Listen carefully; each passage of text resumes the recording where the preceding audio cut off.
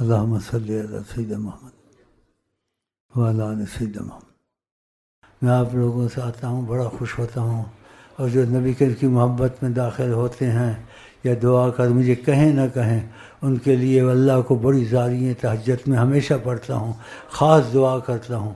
تہجد میری جان ہے، اور تم بھی تہجد کی 2 رکعت پڑھا کرو۔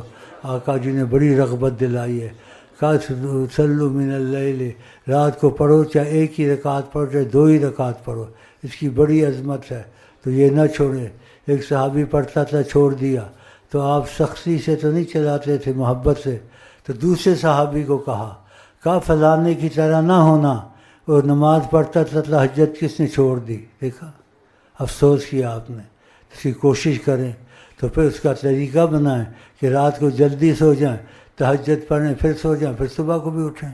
لیکن رات کو دیر سے سونا، تہجد بھی نہیں پڑھی جاتی، صبح کی نماز بھی قضا ہوتی ہے یا غنودگی ہوتی ہے، یہ ٹھیک تو نہیں ہے۔